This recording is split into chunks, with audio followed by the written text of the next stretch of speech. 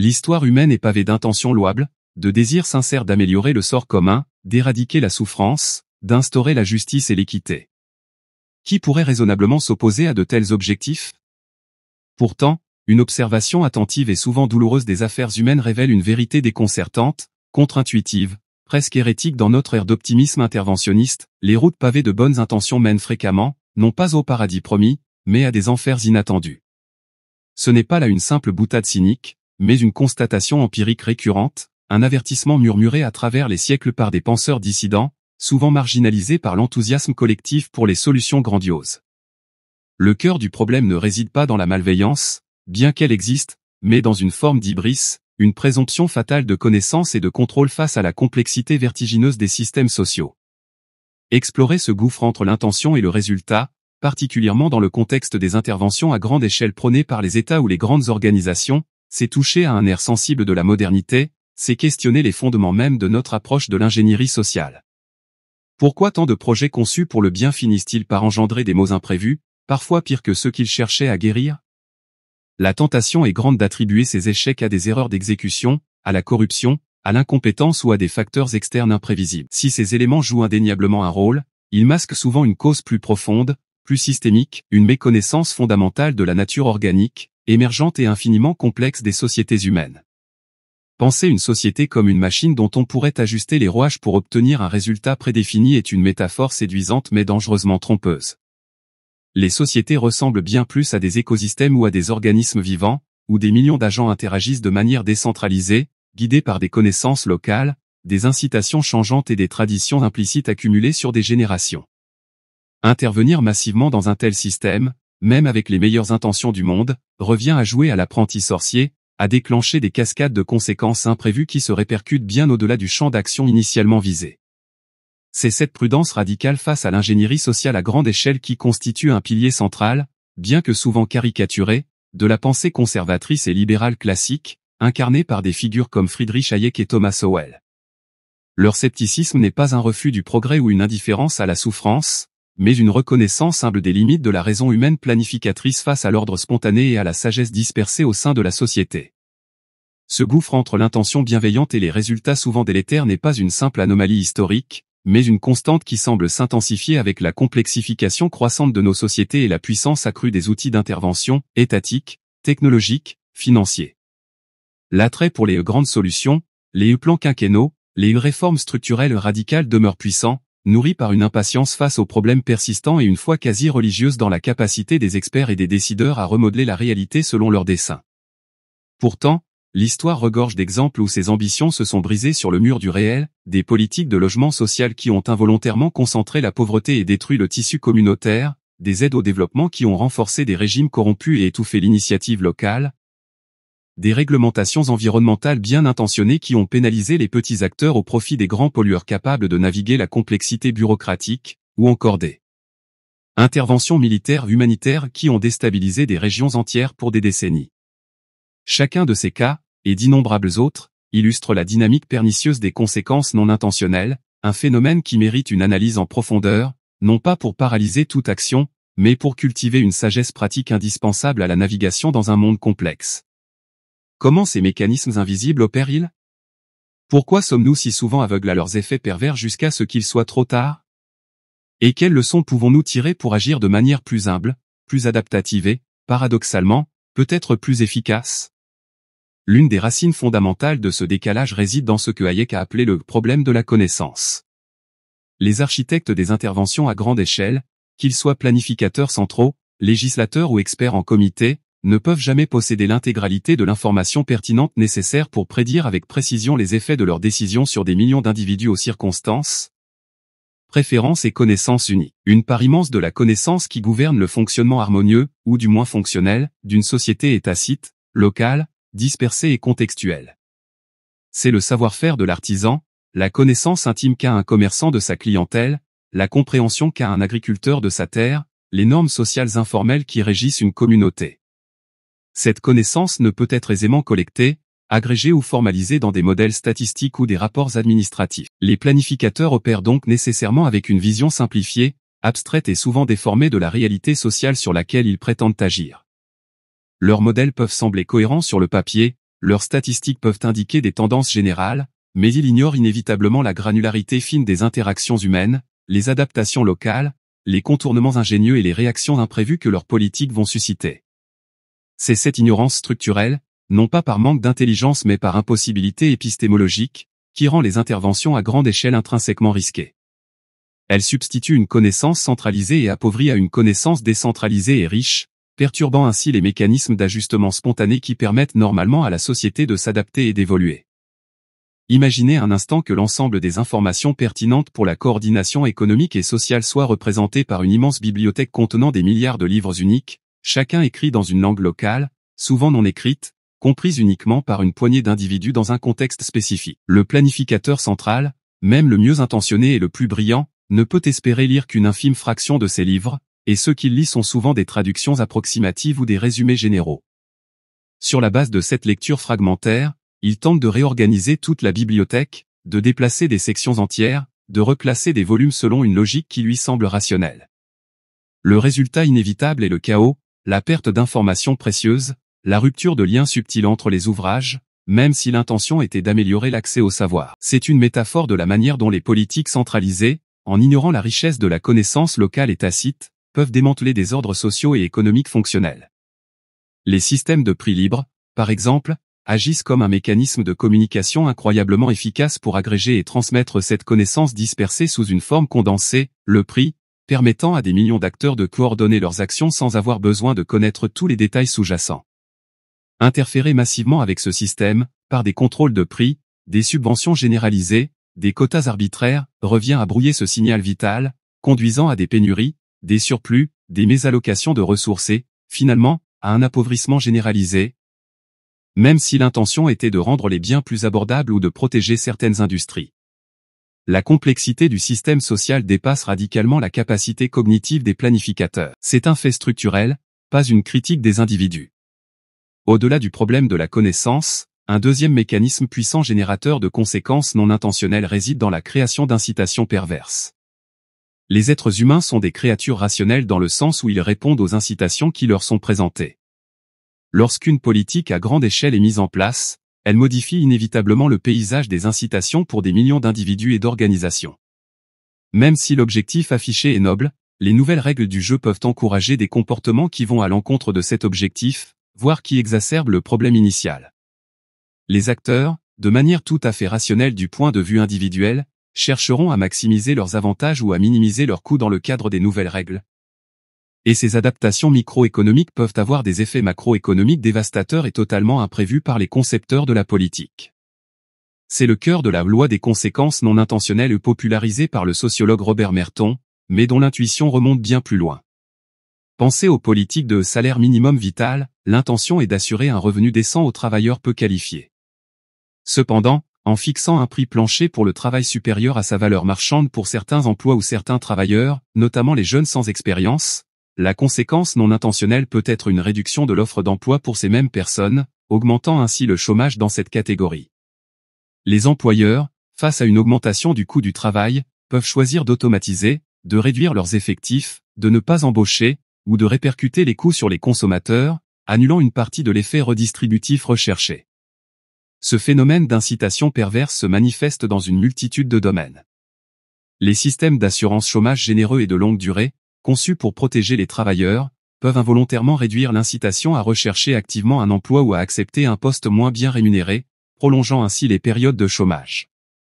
Les réglementations environnementales complexes, destinées à protéger la nature, peuvent créer des barrières à l'entrée si élevées qu'elles favorisent les grandes entreprises polluantes, qui ont les moyens de se conformer ou de contourner, au détriment des petites entreprises potentiellement plus innovantes et écologiques. Les politiques d'aide alimentaire internationale, mues par la compassion, peuvent déstabiliser les marchés agricoles locaux dans les pays bénéficiaires, ruinant les agriculteurs locaux et créant une dépendance à long terme. Dans le domaine de la finance, la garantie implicite ou explicite de sauvetage des grandes institutions financières, too big to fail, par les gouvernements, bien qu'intentionnée pour prévenir l'effondrement systémique, crée un aléa moral, elle incite ces institutions à prendre des risques excessifs, sachant qu'elles seront renflouées en cas de problème, ce qui peut conduire à des crises financières encore plus graves. Dans chacun de ces cas, l'intervention modifie le calcul coût-bénéfice des acteurs d'une manière qui subvertit l'objectif initial. Les individus ne sont pas nécessairement immoraux, ils s'adaptent intelligemment à l'environnement institutionnel créé par la politique. Ignorer cette dynamique adaptative, c'est programmer l'échec ou, pire, la perversion de ses propres objectifs. Cela soulève une question troublante, dans quelle mesure les architectes de ces politiques sont-ils conscients de ces risques, ou choisissent-ils de les ignorer par optimisme naïf ou par calcul politique? Un troisième mécanisme insidieux est lié à la tyrannie de la visibilité et aux horizons temporels courts, particulièrement saillants dans les systèmes politiques démocratiques. Les décideurs politiques, pour être élus ou réélus, ont besoin de montrer des résultats rapides et visibles à leurs électeurs. Cela crée une forte incitation à privilégier les interventions dont les bénéfices sont immédiats et concentrés sur des groupes identifiables, même si les coûts sont diffus, différés dans le temps, ou tombent sur des groupes moins organisés ou futurs. C'est l'essence de la distinction de Frédéric Bastiat entre ce qu'on voit et ce qu'on ne voit pas. Ce qu'on voit, ce sont les emplois créés par un projet de grands travaux financés par l'État, les bénéficiaires directs d'une nouvelle subvention, l'usine sauvée par une mesure protectionniste. Ce qu'on ne voit pas, ce sont les emplois qui n'ont pas été créés ailleurs dans l'économie parce que les ressources ont été détournées par l'impôt ou l'emprunt public, les consommateurs qui paient des prix plus élevés à cause du protectionnisme, l'innovation qui est étouffée par la réglementation, les générations futures qui hériteront de la dette publique. Les bénéfices visibles sont politiquement payants, tandis que les coûts invisibles ou futurs sont politiquement moins coûteux à court terme. Cette asymétrie conduit à une surévaluation systématique des interventions dont les effets positifs sont immédiats et tangibles, et à une sous-évaluation de leurs conséquences négatives à long terme ou indirectes. Cette dynamique explique en partie la prolifération des dépenses publiques déficitaires, des réglementations qui entravent la croissance à long terme pour protéger des intérêts sectoriels à court terme, et des projets d'infrastructures éléphants blancs, choisis plus pour leur prestige politique que pour leur utilité économique réelle. L'urgence perçue d'un problème, chômage, crise économique, inégalité, pousse à des actions rapides et spectaculaires, même si ces actions sont mal conçues ou risquent d'aggraver la situation à terme.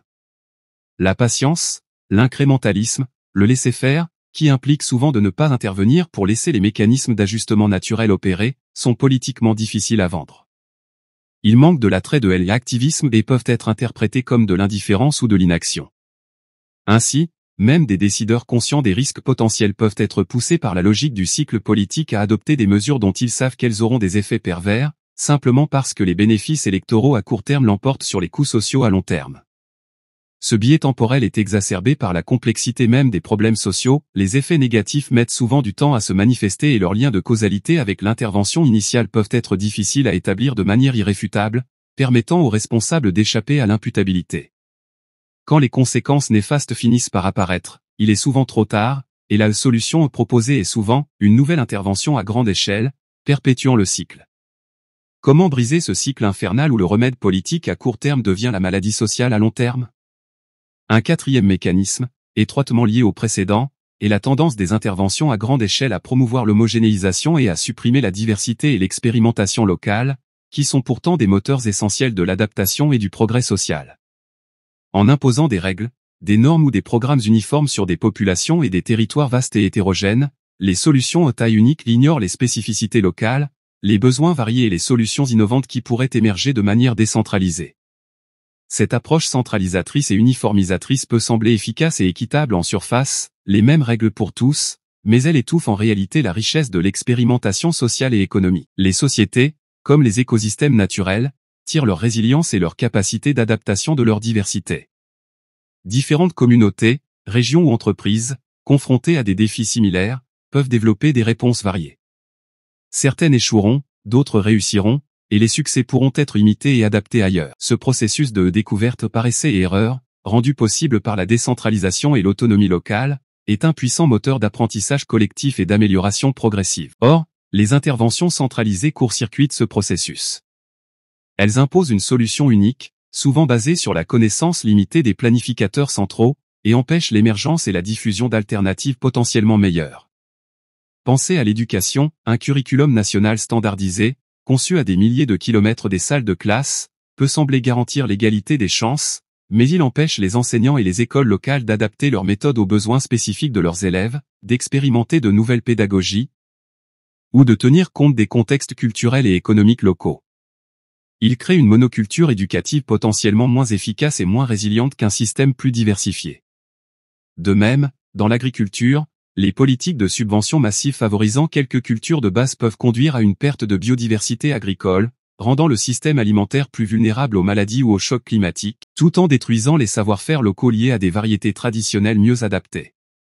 Dans le domaine de l'urbanisme, les grands plans directeurs imposés ont souvent produit des environnements urbains monotones, inadaptés aux besoins réels des habitants et difficiles à modifier, contrastant avec la richesse et la vitalité organique des villes qui ont grandi de manière plus spontanée et décentralisée.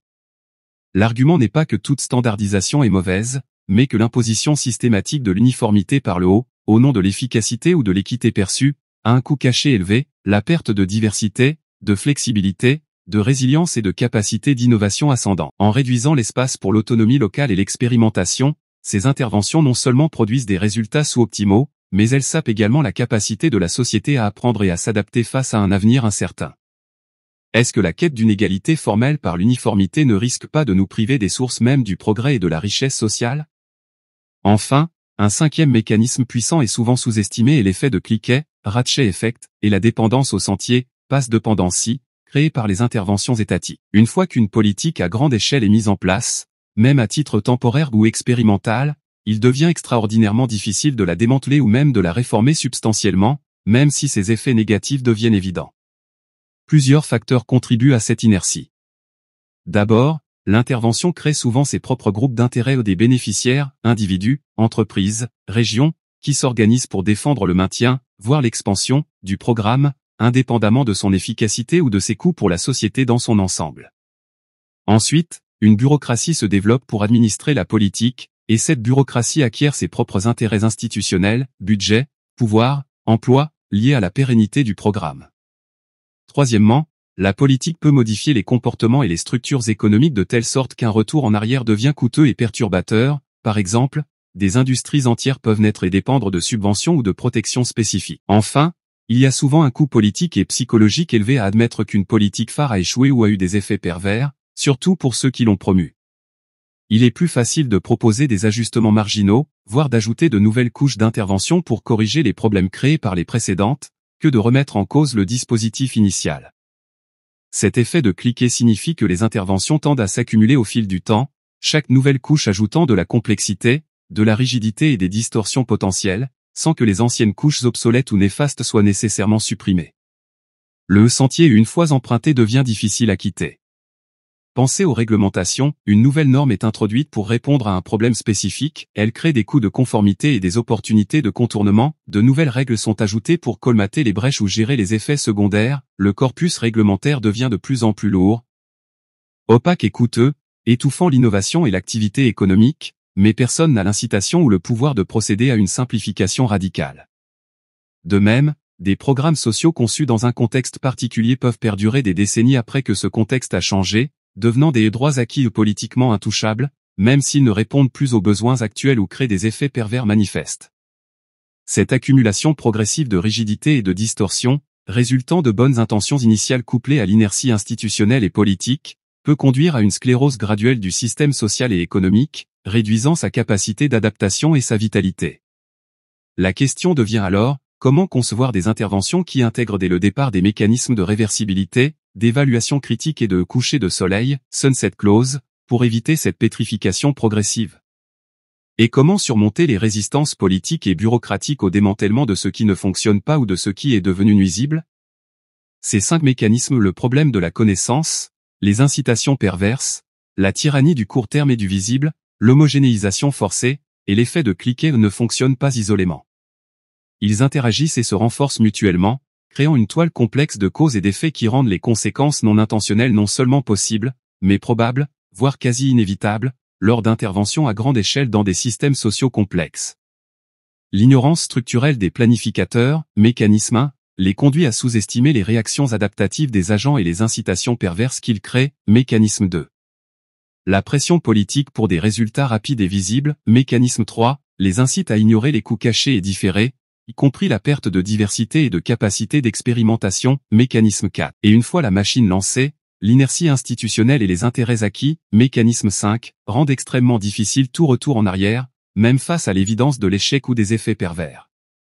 Le résultat est souvent un cycle où les problèmes générés par une intervention appellent de nouvelles interventions, dans une spirale croissante de complexité, de coûts et de conséquences imprévues, tout en érodant progressivement l'autonomie individuelle et collective. ainsi que la capacité de la société à trouver ses propres solutions de manière organique. Cette analyse, ancrée dans la tradition de pensée de Hayek et Sowell, mais aussi d'autres critiques de l'ingénierie sociale comme James C. Scott, avec son concept de voir comme un État, ne mène pas nécessairement à un plaidoyer pour l'inaction totale ou le laisser-faire absolu face aux problèmes sociaux. La souffrance humaine, l'injustice, les défaillances du marché sont des réalités qui appellent des réponses. Cependant, elle invite à une profonde humilité épistémique et à une extrême prudence méthodologique.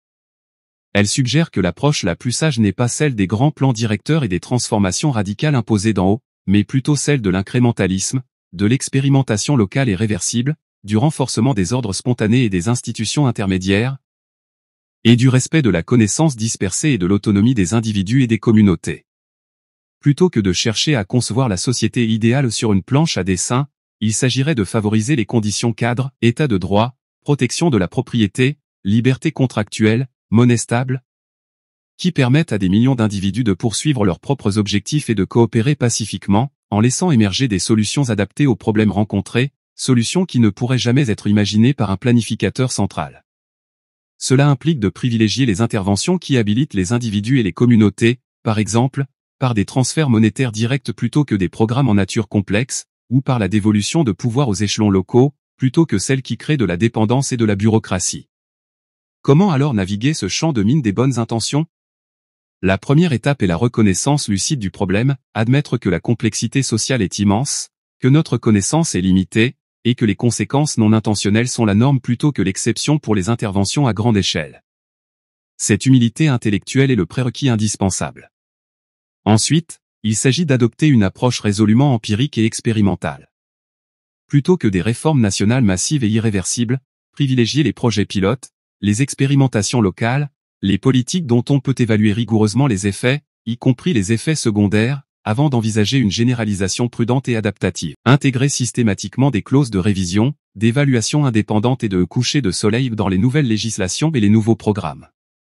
Favoriser la diversité des approches plutôt que l'uniformité centralisée, en laissant une marge de manœuvre significative aux acteurs locaux, collectivités, associations, entreprises, individus, pour adapter les solutions à leur contexte spécifique. Cela revient à considérer la société non pas comme un chantier d'ingénierie, mais comme un jardin qu'il faut cultiver avec patience, en observant attentivement les interactions complexes, en intervenant ponctuellement et avec précaution, et en laissant largement faire la nature, humaine et sociale.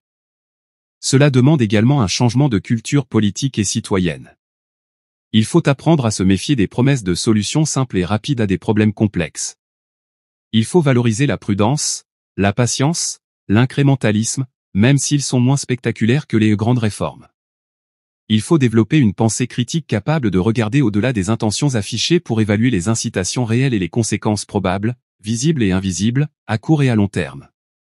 Thomas Sowell insistait sur la nécessité de comparer les alternatives réelles, et non une situation actuelle imparfaite avec un idéal utopique irréalisable.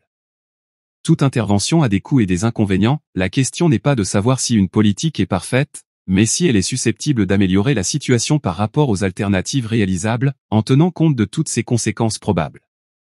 Cela exige une analyse rigoureuse, dépassionnée, souvent contre-intuitive, qui résiste aux sirènes de l'indignation morale facile ou de l'optimisme béat.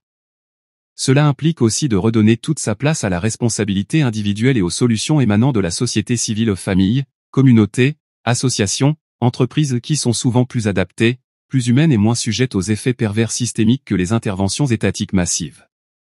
En conclusion, le péril des bonnes intentions n'est pas une fatalité, mais un défi constant qui exige vigilance, humilité et sagesse pratique. Reconnaître la complexité insurmontable des systèmes sociaux et les limites intrinsèques de la planification centralisée n'est pas un acte de pessimisme, mais de réalisme. C'est la condition première pour éviter les désastres engendrés par l'hybris interventionniste et pour œuvrer plus efficacement, bien que plus modestement, à l'amélioration réelle du sort humain. Les idées de penseurs comme Hayek et Sowell, souvent réduites à des caricatures idéologiques, offrent en réalité des outils analytiques puissants pour comprendre pourquoi tant d'efforts bien intentionnés échouent ou se retournent contre leurs objectifs. En internalisant les leçons sur le problème de la connaissance, les incitations perverses, les biais temporels, les dangers de l'homogénéisation et l'inertie institutionnelle, nous pouvons espérer développer une approche de l'action collective plus respectueuse de la liberté individuelle, plus attentive aux dynamiques locales, plus adaptative face à l'incertitude et, au final, plus susceptible de produire des résultats bénéfiques durables plutôt que des mirages coûteux. Le véritable progrès social ne naîtra probablement pas des grands plans conçus dans les officines du pouvoir, mais de la libération de l'énergie créatrice et de la sagesse pratique de millions d'individus coopérant librement au sein d'institutions justes et souples. Le chemin est moins direct, moins séduisant peut-être pour les impatients, mais infiniment plus sûr et plus respectueux de la dignité et de la complexité humaine. C'est peut-être là que réside la véritable bonne intention, celle qui reconnaît ses propres limites.